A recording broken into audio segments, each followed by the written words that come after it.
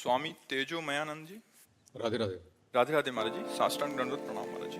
महाराज जी, रासा पंचाध्याय के अंत में सुखदेव जी महाराज जी कहते हैं कि भक्तिम पराम भगवती प्रतिलभ्य कामम हृदय रोगम आशु अपहिनोति अचिरेन धीर।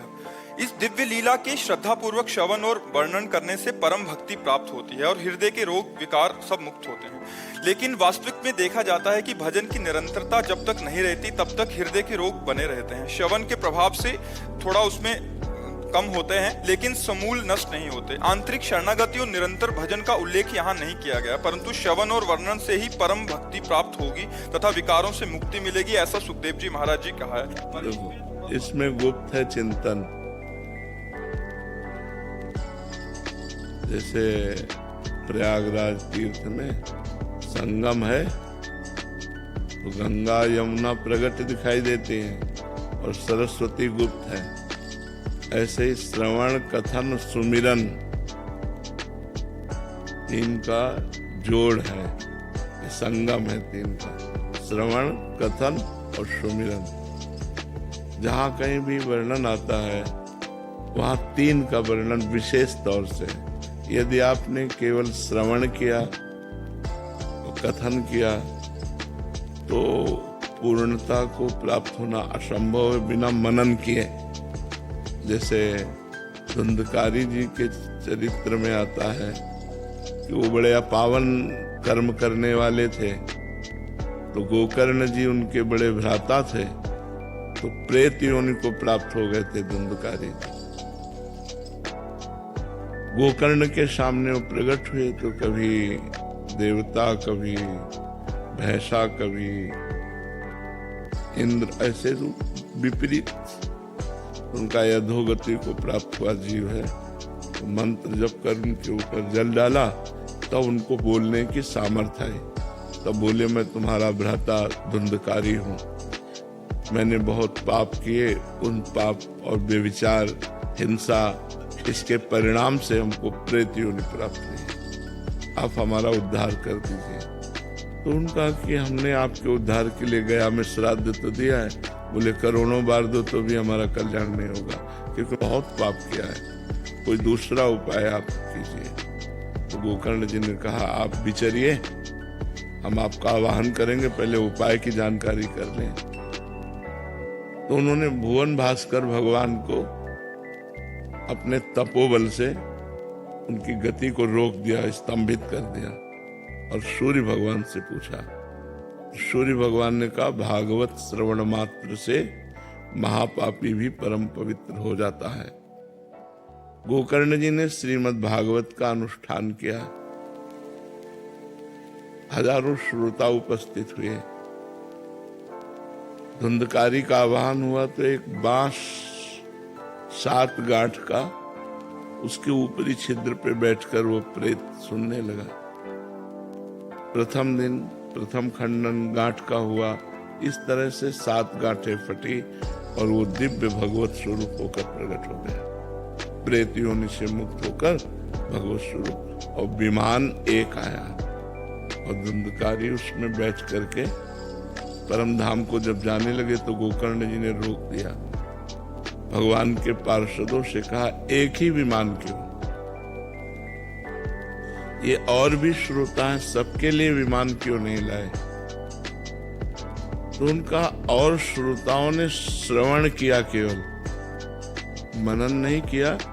ये भूख और प्यास सहता हुआ रात दिन कथा का श्रवण और मनन करता था, तो मनन के प्रभाव से विमान आया है, श्रवण के प्रभाव से नहीं, मनन के प्रभाव से विमान। अब अगली बार जब कथा कहिए तो सब श्रोता आपके श्रवण करें और मनन करें, तब फिर इनका उद्धार हो। तो अगली बार कथा कही और जब सबने मनन किया तो शास्त्रों विमान आए और सब भगवान के धाम हो गए। तो जैसे हम तीर्थराज प्रयाग में गंगा यमुना को प्रकट देखते हैं, सरस्वती गुप्त है, ऐसे ही परमहंस जी की वाणी में श्रवण कथन रूपी गंगा यमुना प्रकट है, लेकिन चिंतन रूपी मनन रूपी जो सरस्वती है वो गुप्त है। बिना चिंतन के बात नहीं बनेगी। जो हम श्रवण कथन करते हैं वो जब हमारे चिंतन का विषय बन जाए,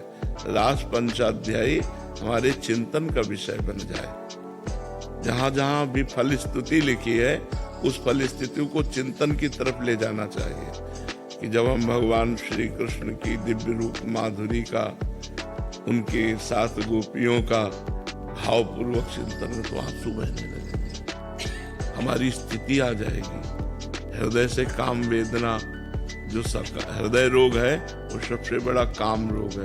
काम से ही क्रोध का प्रादुर्भाव होता है और काम की पूर्ति से ही लोभ का प्रादुर्भाव होता है।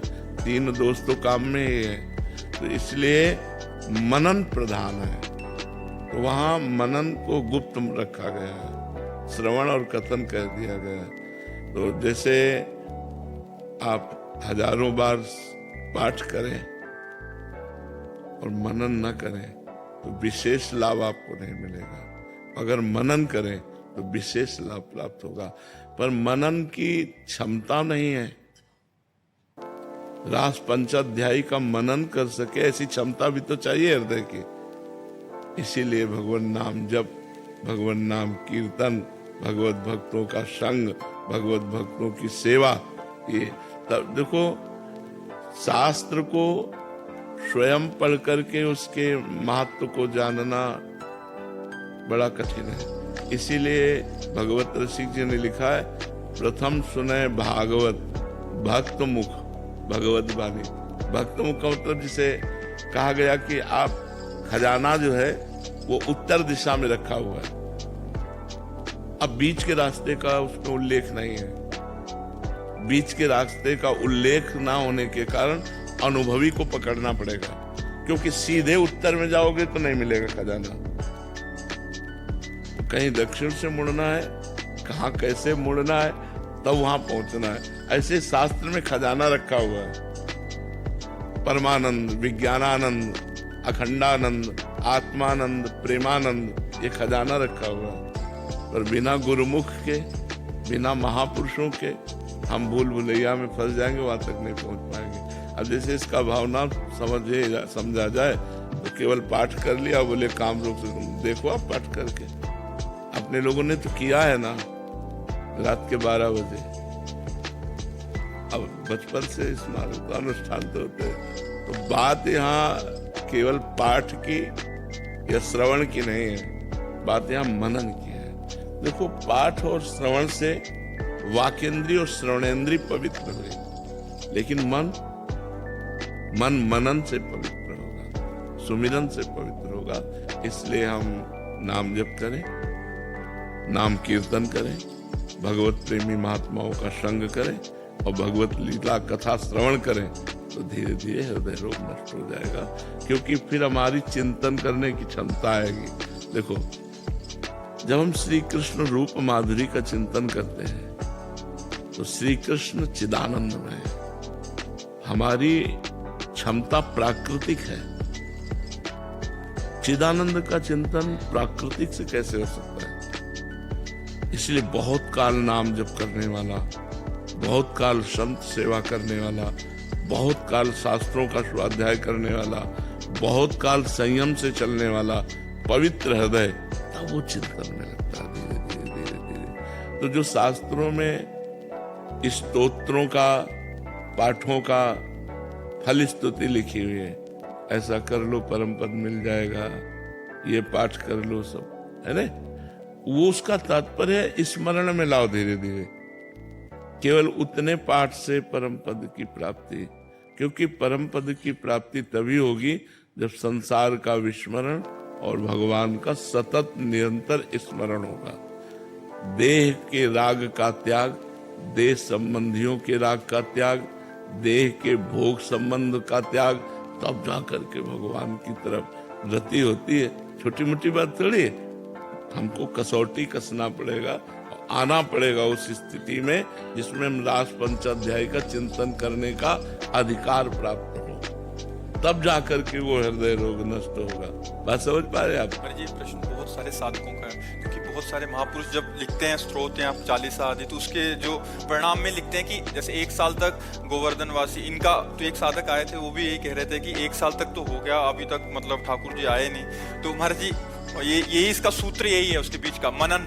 हाँ, भजन। भजन जब तक भजन नहीं करोगे तब तक गोस्वामी तुलसीदास जी का सिद्धांत समझ लीजिए, बारी मथे घृत होए बरु, सिकता ते बरु तेल, बिनु हरि भजन न भवतरी, यह सिद्धांत है। मतलब अगर पाठ की पूछो तो गणना नहीं है कितने स्तोत्रों को कितने शास्त्रों बार, पर आपको सच्ची बतावे मनीराम पे कोई प्रभाव नहीं पड़ता। तो आप लोग तो 1-2 स्तोत्र पढ़ेंगे या दिन भर वाय काम रहा है, गंगा नहा के 4 बजे से जप में बैठना और फिर दिन भर गंगा किनारे लंगोटी लगाए बालू में बैठे, ये पाठ वो पाठ, कितने शास्त्र नाम, धंधा है वही और कोई काम थोड़ी था। लेकिन मन पर कोई फर्क नहीं। पर इससे तो साधक निराश हो जाए। नहीं, समझना पड़ेगा, मन पर इस पर कोई फर्क नहीं पड़ा, इससे तुमको पुष्टता मिलेगी। मन पर फर्क पड़ेगा जब एकांत में बैठकर मनन करोगे। पाठ में तो शुरुआत और अंत 2 याद आए, बीच कब निकल गए पता ही नहीं चला, मन घूम रहा है संसार में। तो हमको नाम, इसीलिए हम बहुत सोच समझ करके, बहुत शास्त्रों का स्वाध्याय करके, संतों का संग करके कह रहे नाम जप करो, नाम जप करो, राधा राधा नाम जप करो, क्योंकि नाम सीधे मन से संपर्क करता है। आज नहीं तो कल मन को मार करके रहेगा नाम। आप देख लो जप करके, नाम जप करके वो मार के रहेगा। अब जैसे रास पंचाध्यायी का पाठ है, आपकी बहिर्मुख वृत्ति है, तो आप पाठ कर जाओ, न आंसू आएंगे, न रोमांच होगा, न हृदय, तो आप खूब नाम जप कर रहे हो, अकिंचन भाव से रह रहे हो, संतों का संग कर रहे हो, तो आपको रोना आने लगेगा। जब गोपियां विरह गीत गाती है ना, तो उसी में आपका भी विरह जागृत होगा, आप भी रोने लगेंगे। रुदु सुष्टरम राजन कृष्ण दर्शन लालसा, और आर्त भाव आ जाए।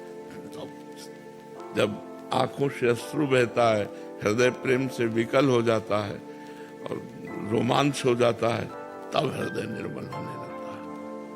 हृदय रोग जो है नष्ट हो जाएगा, उसी से हो जाएगा। हर समय हम रास पंचाध्यायी में स्थित रहे, बड़ी कठिन बात है। श्री कृष्ण की रूप माधुरी, रियाजू की रूप माधुरी, गोपी जनों का समुदाय, बंसी ध्वनि, ये सब यहाँ तक पहुंच है। अब अपने लोग देखो, यहाँ तक हमारी चिंतन की पहुंच है, चिंतन की बिल्कुल पहुंच नहीं है। पढ़ सकते हैं, सुना सकते हैं, सुन सकते हैं, लेकिन चिंतन की पहुंच नहीं। और चिंतन जब तक नहीं पहुंचेगा तब तक हृदय रोग ज्यों का त्यों बना रहता है। प्रभु, इसमें निराश होने की जरूरत नहीं है, नहीं तो अश्रद्धा हो जाएगी अगर ये बात हमारी नहीं समझोगे।